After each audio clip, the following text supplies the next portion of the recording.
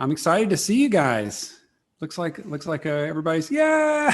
Hey, Anita, Rita. Woo! Excellent. So Brian, are you ready to read for us? Yeah, I guess I can read. So, I would love it. okay. I'll do my best. So I'm going to do something a little different this time. This is a ghost story of sorts. Ooh. Perhaps an eerie story. This is called The House in the Forest. Can everybody hear me okay? Okay. The House in the Forest. They said the house in the forest was haunted. They said an old woman and her husband lived there many years before, that they bickered endlessly, that she murdered him one gusty autumn night, poisoned him with blueberry muffins laced with cyanide, but was not found guilty beyond a reasonable doubt, and now lived alone in a one-story house in the backwoods of South Carolina, where the days were cloaked in shadows and the nights were filled with shifting sounds, a prisoner in the soughing forest. They said. My sister Jill and I loved to roam through the forest after school. Valhalla was a primeval forest filled with maple and oak and pine. The scent of honeysuckle, spicebush, and partridge berry floated on the air. We pretended we were detectives as we tracked unsavory characters along the trails and underbrush. There was Mr. Big, the notorious criminal from Texas, a man who was always on the run. Aunt Mary, Cousin Jeff, and Uncle John, the outlaw gang from Mississippi. Their latest heist? A bank robbery in the north of the state. Perhaps they'd come to South Carolina to stash the loot. And then there was T-Bone Frank, 6'10" with meaty hands, lumberjack arms, and nerves of steel. He had blood in his eyes and was rumored to have killed a man in Charleston. Who knew what he was up to now? We never caught anyone, of course, for they existed only in our imagination. But even so, we had endless days of fun. There was a river that ran through the forest, the water of which was the color of burnt copper. Jill and I would go there and stand upon the clay that formed the river's bank, observe the weeds swaying beneath the gentle current, the white polished stones that looked like dinosaur eggs, the silver fish that hid amongst them, search for pirate treasure that was rumored to be buried nearby, treasure that we never found. But it was in the lurking shadows of a dreary rock that lay near the river that we found the note addressed to us, the children of the forest. Be careful, was all it said. We were always careful to avoid the house in the forest, for it was rumored that the old woman kidnapped children, and we both knew what she did with them. We played many games together in the dappled light under the pine trees. Hide and go seek, hopscotch, sticks and stones. We talked of many things, of what we would become when we grew up, of the adventures we would undertake, of what the world would look like. Soon my thoughts were lost in the swirl of dreams, but always the old woman loomed in the back of my mind. One day, my sister dared me to go into the forest at night. It was late in the month of October.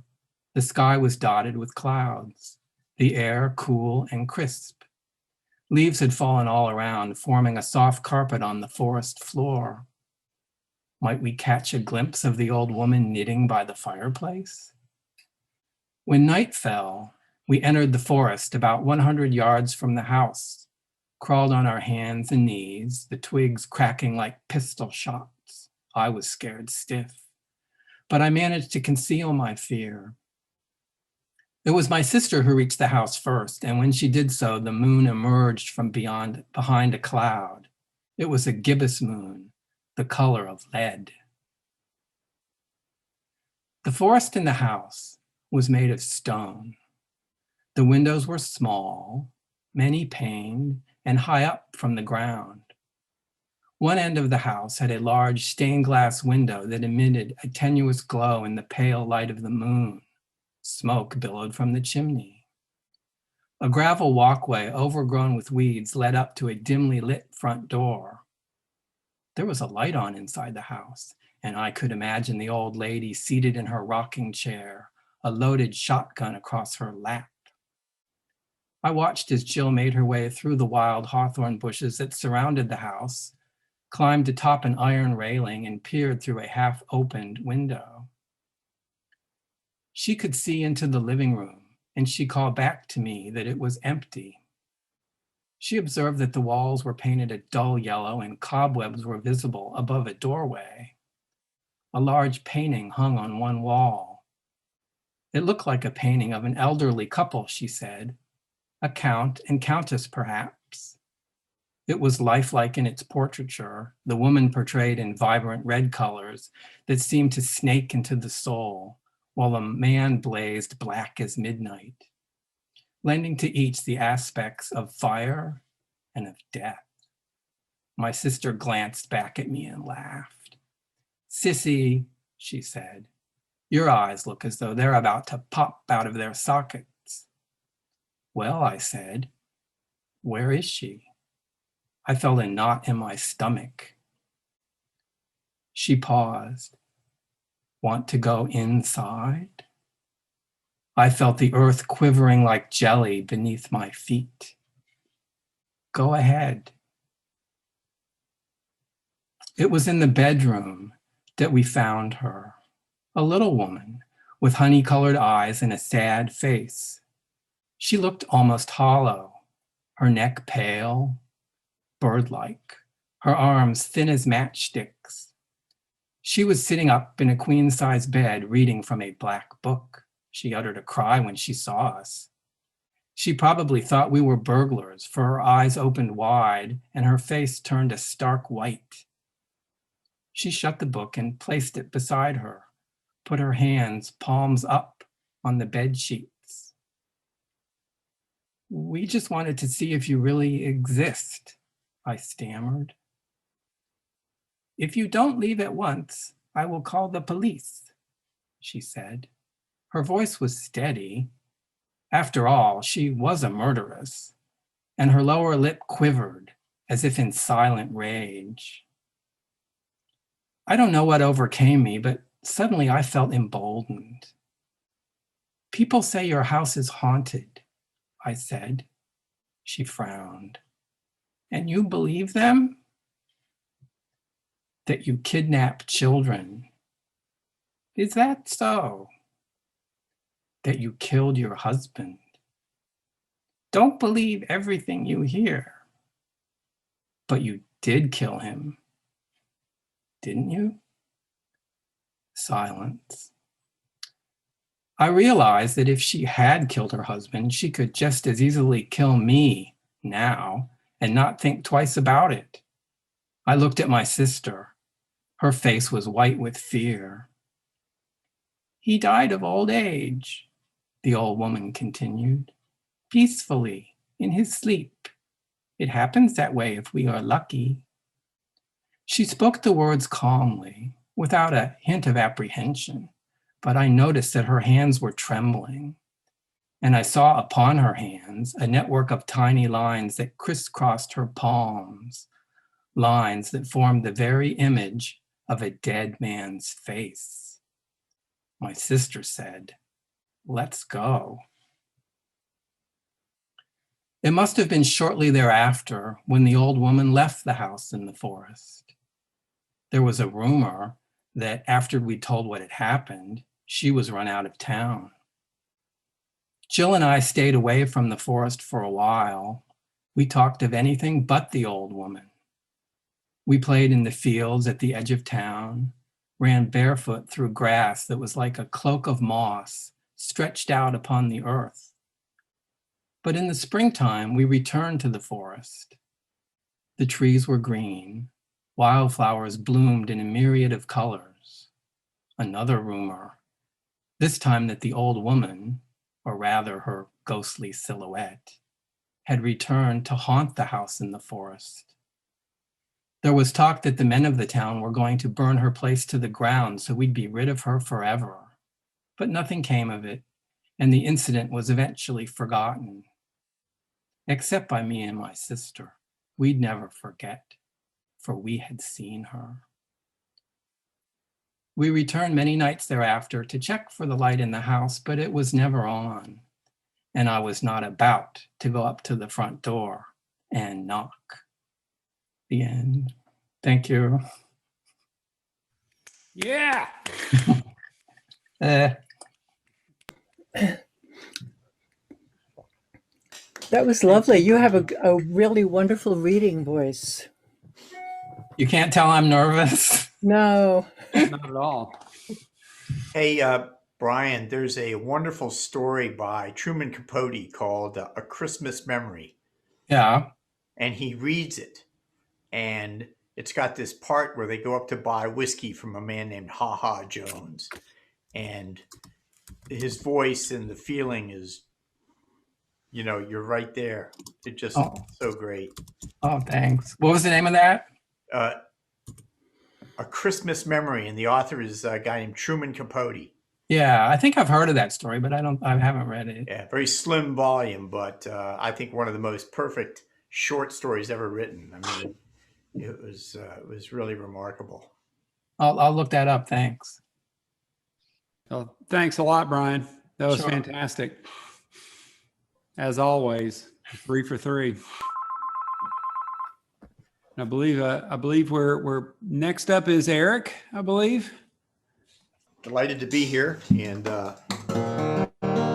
so these guitars, these little checkerboard guitars, the necks popped off some time ago, and then the bridge peeled up, and I got this epoxy called West Systems Marine Epoxy, and just put it right back on. Thing hasn't moved.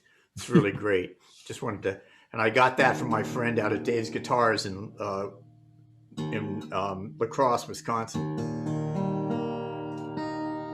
So here's just a little. This is just a little fun stuff.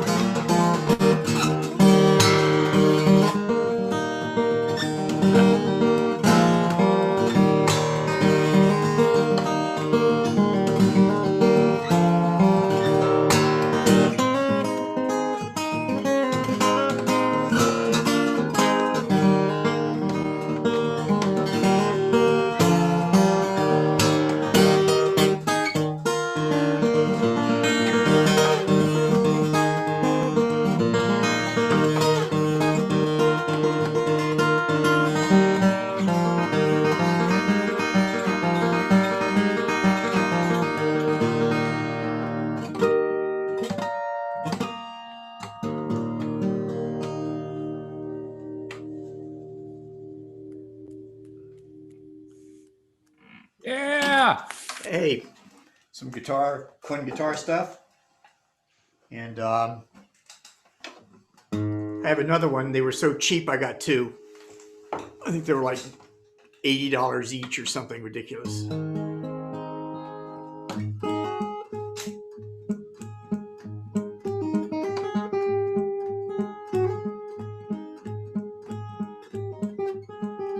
Well, St. Peter put me up in the hotel bar with a little time to kill. I couldn't get that far. Well, scenario complications made my exit premature. I'll call you from the cornfield when I get the boot from here, and I will.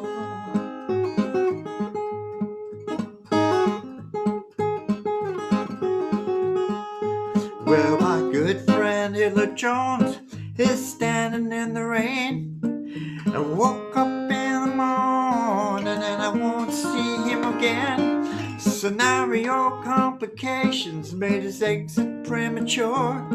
I'll call you from the cornfield when I get the boot from here, and I will.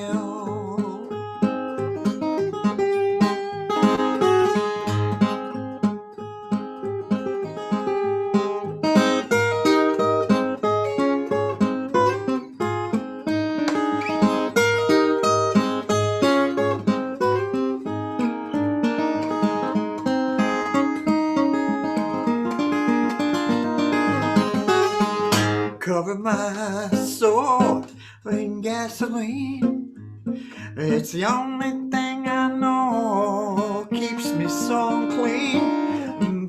Pope and all his cardinals, well, couldn't see me through and stop my inevitable suburban rendezvous.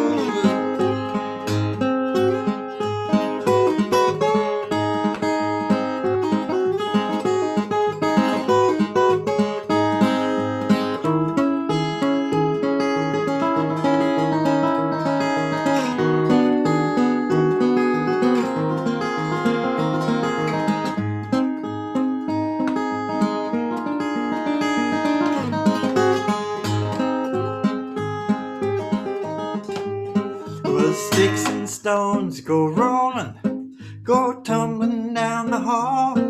I woke up in the morning and I can't see you at all. Scenario complications made my exit premature.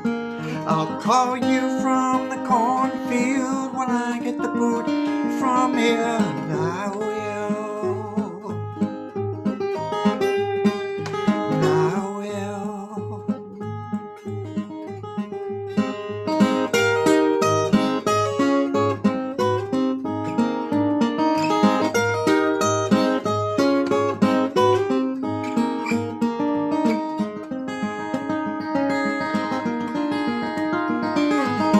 Cover my soul in gasoline. It's the only thing I know keeps me so clean. The Pope and all his cardinals, well, couldn't see me through and stop my inevitable suburban rendezvous.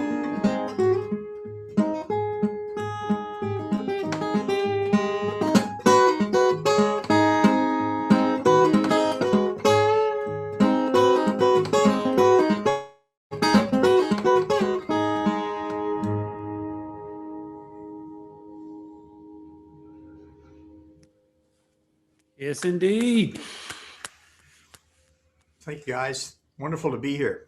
Thanks for having. This is great, and many thanks to Chatham County Library. And All right. I believe I'm familiar with our next guest. Anita Collins, are you ready to read for us, or are you playing music today? Today, probably I will read. Okay. Thank you for the name pronunciation as well. I appreciate you getting it right. So today I'd like to read two pieces of flash essays. So those are very short essays, and they're supposed to be true, so they're not fiction. and have a little fun with them, but they're limited to 500 words. So it's been really fun to try to stay in a very, very short time space. In fact, you're supposed to be able to read them in the time that it takes to smoke a cigarette. So not that I have a lot of reference for that, but there you go. Okay, so this first one is called 350 Million Years. The book landed on the roach, but when the book was lifted, the roach took its bearings and turned to walk towards the bed. The book was Katsuo Ishiguro's Nocturnes in hardback, which is not the Oxford English Dictionary, but no lightweight either, not Jesus' Son in paperback, the other choice to hand. True, the blow was softened by the fact that the roach was standing on the rug and not the hardwood floor. A thought, would crouching be a better term than standing since the roach's legs are bent? Crouching implies that the roach was about to pounce, when it was only standing the way it was built to stand, concerned not with the book thrower, but with the crumbs of banana bread dropped the night before. The roach was in no hurry, as if it knew that the surprise caused by a hardback book landing full force on its back, not having any effect, bought it all the time in the world. It could walk, not scurry, toward the safety of the underside of the bed. Once in that dark, dusty region, no book bombs could be dropped on it.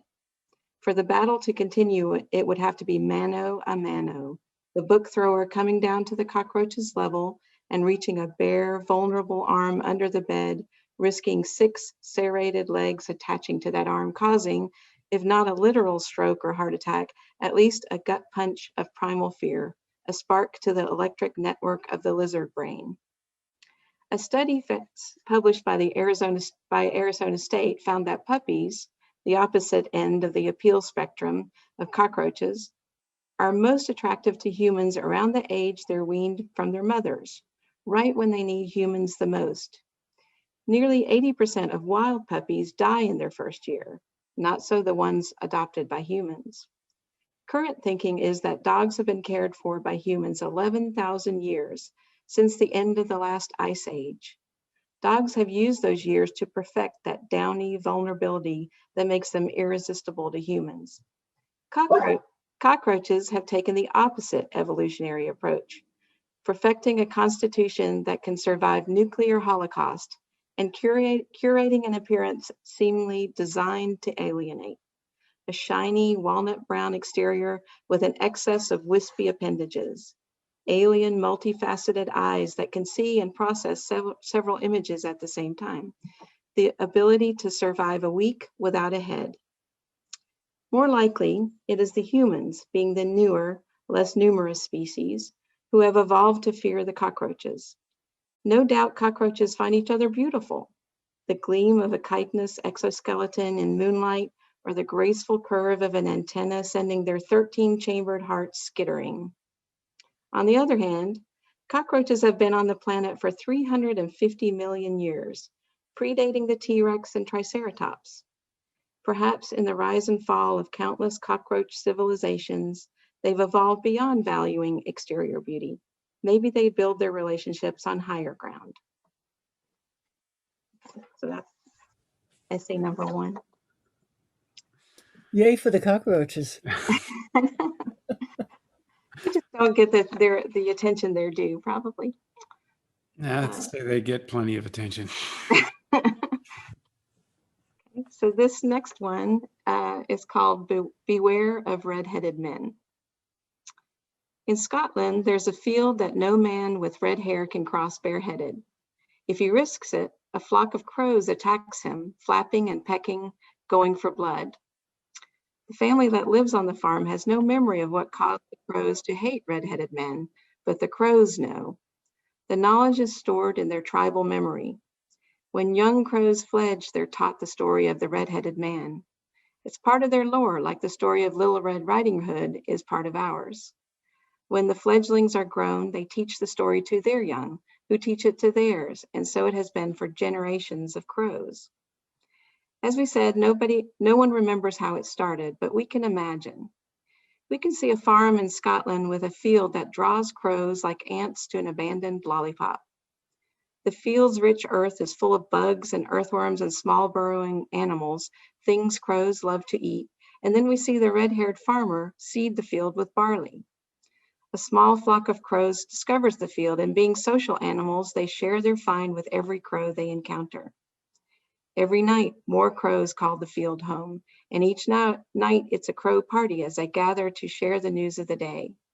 The crow's raucous scraping, cawing, and screeching grows louder until there's no escaping the sound in the farmhouse.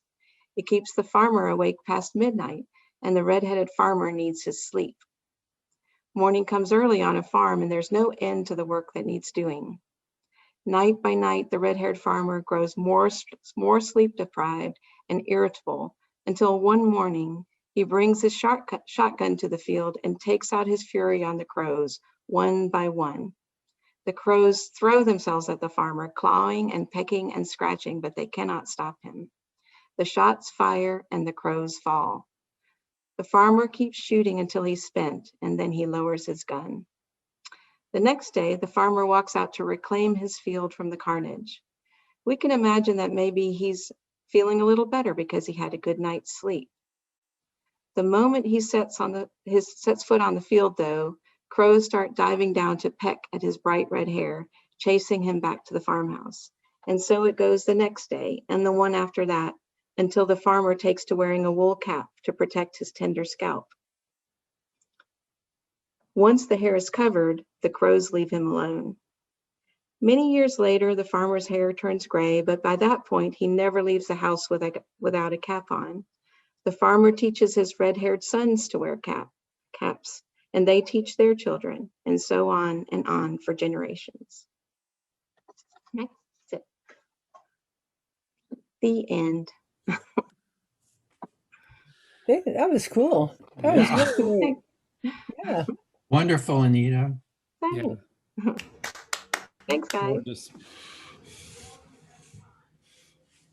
Thank you for sharing that with us, Miss Collins. I believe our next person up is Rebecca Newton. Yes, she lives. Hey, Hey there. how are y'all? How's everybody? I hope everybody's good. Happy St. Patrick's Day, says the girl wearing Johnny Cash black. So I'm going to read something that is really fresh, and I as I reread it, I was like, oh, I need to fix this. So it is what it is. And then I'm going to follow it with a song, and this is from the book that I've been working on for, it feels like a lifetime. This is chapter something, I don't know. It's called Everyday Something. Lucius hadn't come to see Butter in 3 months and 14 days. They wrote each other something every single day, and maybe maybe two exceptions in the past 6 months or so. Butter had saved over 1,000 emails between them and had a huge file of text messages labeled Lucius Calhoun. When she was discouraged about him and wondered if she'd ever see him again, she would go through their emails and look for his poetry or something special she'd written him. Her poetry was not much comparatively, though Lucius claimed she was the much better poet. He was gracious to Butter, always. You're the better poet. You know how to write music. I don't really know what I'm doing. She read in an email, probably in the 800s. It wasn't false humility or modesty, as Maya Angelou would define modesty. Butter admired Maya Angelou. She saw Maya on Oprah once and heard her say, modesty is a learned affectation. It's like a button you wear. And Butter scribbled down the words and then Googled to make sure she had it right. She never forgot the impact those words had on her, and she would intently quote Maya when the occasion was just right. Butter did not, however, quote Maya to Lucius because there was nothing inauthentic about him, not one thing inside or out that she could find as inauthentic. He was 100% Lucius. The summer when things got so bad for Lucius at home, she asked Lucius to please write one thing every day to her so she would know he was okay. Every day something, Butter had requested via email. It was a particularly long email about how hard it was for her to love him under their peculiar circumstances. Lucius never responded to those texts or emails other than to occasionally say, I am not ignoring you. But in fact, he was ignoring her. he was ignoring her words. Butter learned it was hard for him to accept words of love and admiration and support, but she was determined it was her purpose in life to remind Lucius of how special and unique and lovable he was, and how she could feel him down to her core, and how she loved how he always knew things about her that no one else could possibly know, and how much she really loved her physical response to his poetry and drawings and words. Once she wrote Lucius about having the sensation of wanting to bite him after he sent her a self-portrait. She was in the car and saw the drawing on her phone, and all she could think of was, he's delicious, I want to bite him. She was driving down a state highway on her way to Why Not to have dinner with one of her best girlfriends, and heard the whistle sound on her phone, something like when you want to fetch a pet or even a child. That high-pitched two-tone whistle, the same tones used for getting called into supper when you're out in the woods or a field. Butter, she'd hear. They were a third tone apart from one another. She had assigned that ringtone to Lucius's texts and calls because he was always whistling through his teeth at her dog Salty, with his lips slightly open like a tired old smile when he'd come to visit. It was a mixed blessing to have that ringtone assigned to Lucius. She'd get very excited when she'd hear it, but then when he'd slow down on texting, she'd miss the sound so much that she would sometimes sob. She sobbed off and on about Lucius anyway. Loving him was hard on her emotionally. The heart chooses who it loves, she'd remind herself. That evening, on her drive to Why Not, there was the Lucius whistle, which made her heart jump. She knew she shouldn't be looking at her phone, so she waited to get to a stoplight and then peeked at his text. He had sent her a self-portrait, and it was remarkable. A few days earlier, they had a text discussion about drawing human faces. Lucius usually drew an X where the eyes would be. I can't draw eyes, he typed. Butter replied, I learned how to do self-portraits during my brief stint at trying to paint. You have to focus on the most prominent feature of your face. What sticks out the most about your face? Get that feature right and you're good as gold, she said to Lucius. Butter thought to herself, as if I'm some expert in drawing, but I did learn about it, so there's that. She typed back to Lucius, I think your mouth is the thing to get right. Then, wouldn't you know, a few days later, there he was sending her a self-portrait, and sure enough, he got his mouth right. It's perfect, Lucius. You got the mouth perfect. She was so excited by it, she could barely drive. And one thought led to another, and there she was going down the highway and thinking about biting Lucius. I'm too excited, and I'm driving, and I'll write you later about what your poetry and drawings do to me. And write him later about biting? She absolutely did, as she said she would. So that's going to follow up with a song that refers to Butter and Lucius's emailing and everyday something. And the song is called Just to Breathe. I hope you can hear this okay. I'm just using an iPhone, sorry. Thumbs up if you can hear it. Can you hear it, Wes? Okay.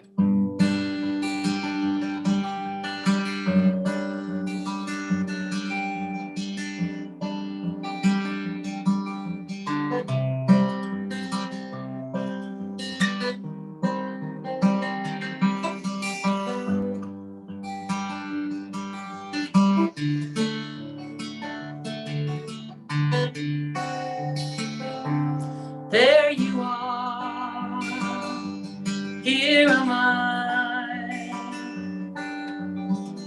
I send my love to your sweet by and by. 9 1/2 complicated miles from my heart.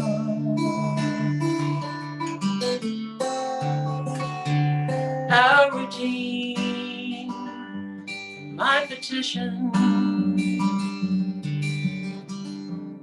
it's our consecrated sacrament.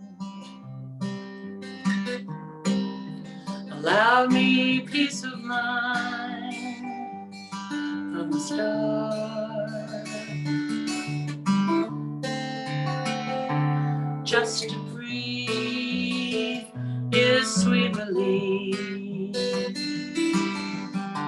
I am always thinking of you, darling. In your hour of need, Don't forget me, don't regret me. I'll be with you if you let me read.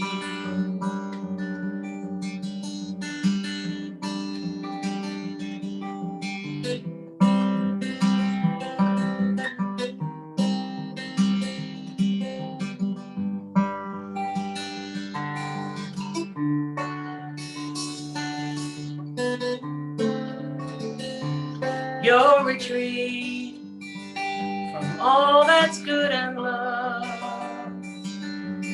I can surely count on like a breath from God above. And I am not the one who can ever get enough or depart, but just to breathe, oh sweet relief. I will always think about you, darling, in my hour of need. Don't forget me, no regrets. We always have our 1,000 pages. If you live with or without me, know my love is for the ages.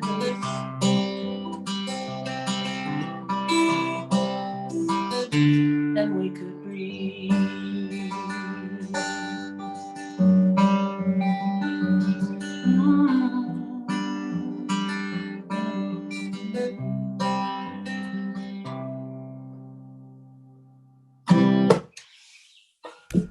Voila. Yeah. Thank you.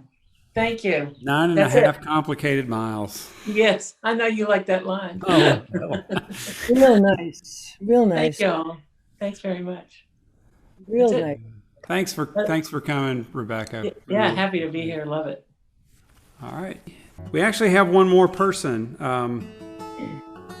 He's coming up. Wyatt Easterling's gonna join us at 4:20 today, and I'm gonna fill a little time, and it's called "If You're Asking." It goes like this. Last Saturday, I got out of the house again. It started out so promising. And somebody said your name, or maybe it was me. I don't know, it might have been. I always feel you on my skin, a little stutter in the brain. So the season finally changed. You didn't stop the world from spinning around. There's cherry petals on the ground. I can see them through the blinds. And I wind the clock again. But I don't care what time it is. I'm just building up the calluses that help me keep inside the lines.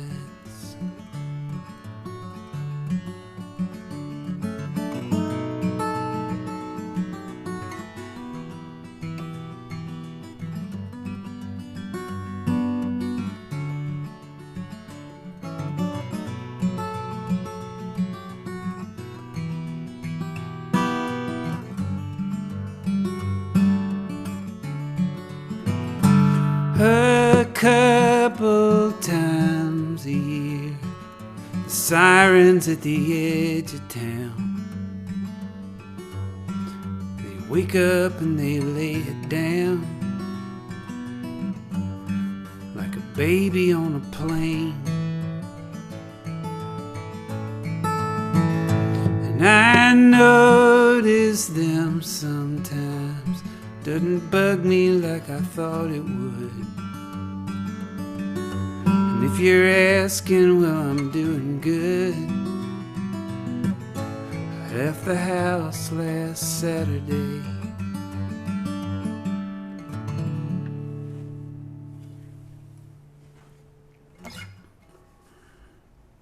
I wrote this song to my lovely and talented wife, Anita, and it's called Pelican, and it goes like this. It goes actually more like this.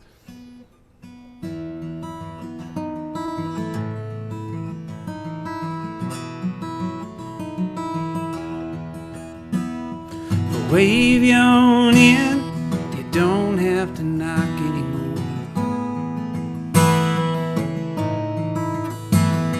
You offer me half of your coffee like you're gonna need it to get in the door. My place is a spot to get out of the weather. You duck in sometimes when it rains. You could beat a path home, but your mail gets soggy that way.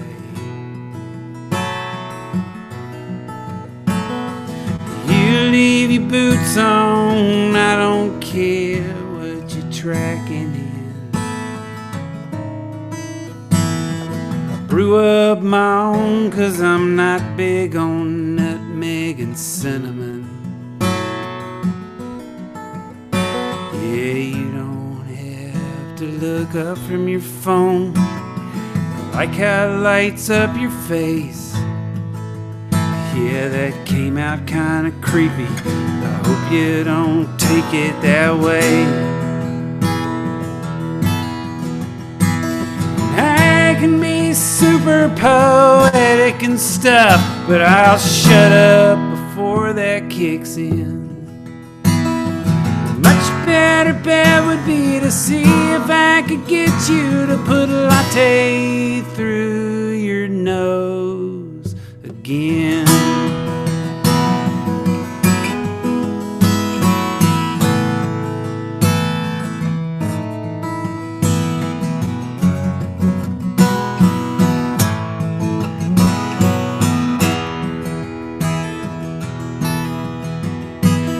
I'm on board for wherever you're driving this story. You know what? Maybe not. I forgot you can get kinda morbid. So I can be awkward and more than a little indelicate. And as far as being graceful and poised, I've been compared to a pelican. So I got no method or strategy to get you to toe off those galoshes and stay. It looks like my big place to just say it. I like you that way.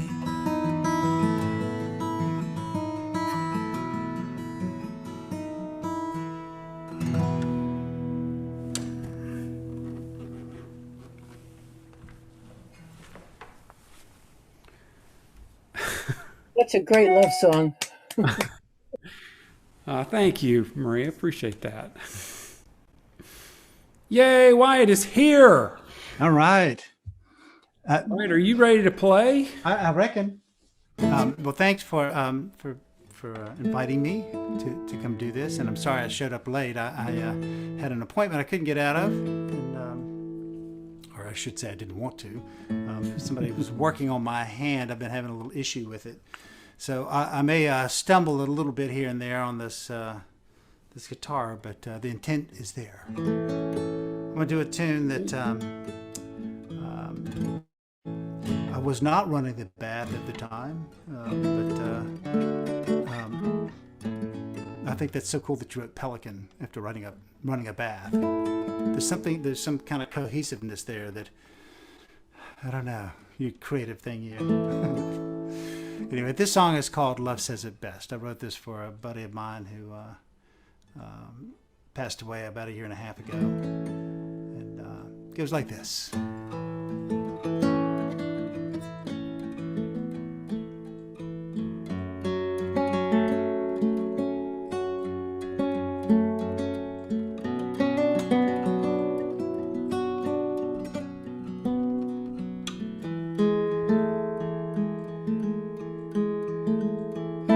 I once asked a friend of mine how he could stay so calm in the face of another's anger. He replied with his usual charm, said, I'm not here to judge another or to shame them or to be cruel. You see, when I was just a child, I was taught the fruits of the golden rule. You do unto others as you'd have them do unto you. It may sound old-fashioned, but it'll always ring true. Open your heart, let go of the rest. All you have to do is try. Love says it best. A man of faith like no other man I've ever known, with an unshakable knowing that we're never alone.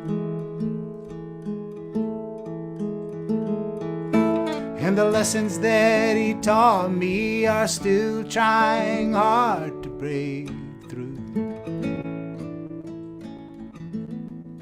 I still struggle with the notion I can have that same faith too.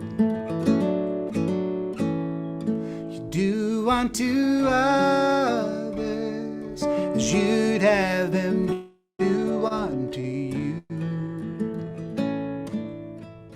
It may sound old-fashioned, but it'll always ring true. Open your heart and let go of the rest. All you have to do is try. Well, love says it best. Love says it best.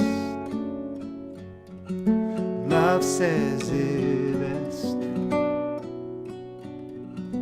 Love says it best.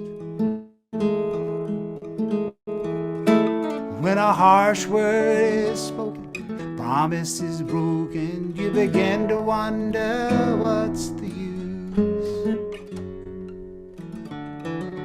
That's when these words ring loud and true. You love one another, we're all sisters and brothers. Here to help each other. That's what we're supposed to do. Open your heart, let go of the rest. All you have to do is try. Love says it best. Do is try. Love says it best.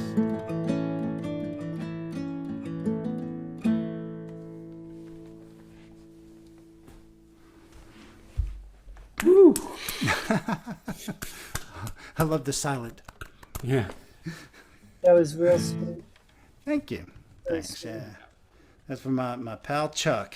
He was a wonderful human being, great songwriter, and just an all-around great person. I was lucky. I was able to send him a sort of a verse and a bridge. I mean, a chorus of that tune before he passed, and gave me a big thumbs up. Let's see. So I get one more, I think. I will do. Yes, indeed. I will do a tune that I wrote with a buddy of mine, Eric Bannon. It's called "Traveling Light."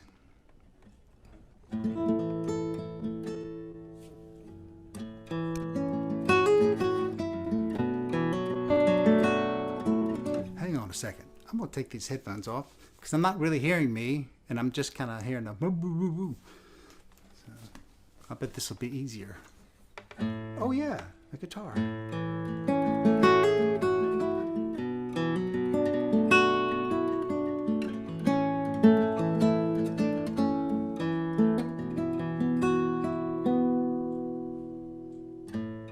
Well, there's a view from up here you can't get from the valley below, where the mill quit the town. Now the river runs dry.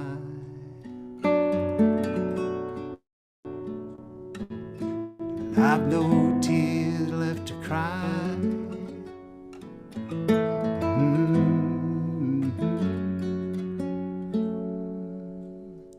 I've twisted, I've turned, and I've run.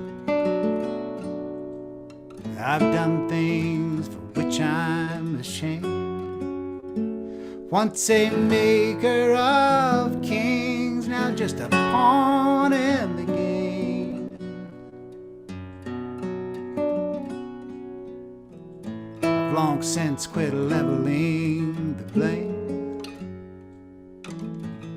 Long since quit leveling the blame.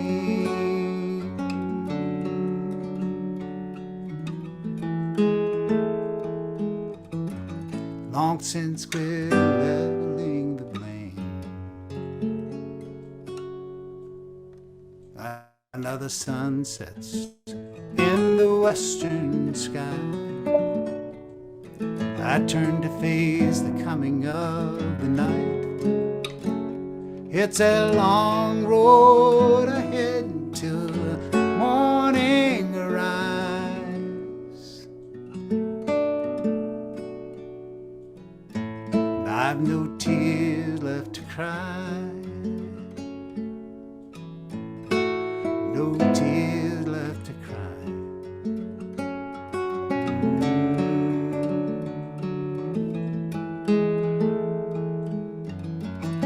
I've no tears left to cry. When the morning breaks, I'll be whole again. The cracks in my soul patched with gold. There's a taste on my tongue of good things to come. Moving on, I'll be traveling light. Moving on, I'll be traveling light.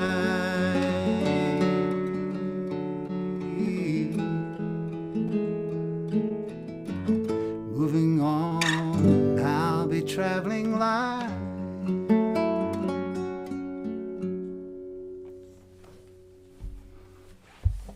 Thanks. Thanks, Wyatt. Couple Appreciate it. sad songs for you guys this afternoon.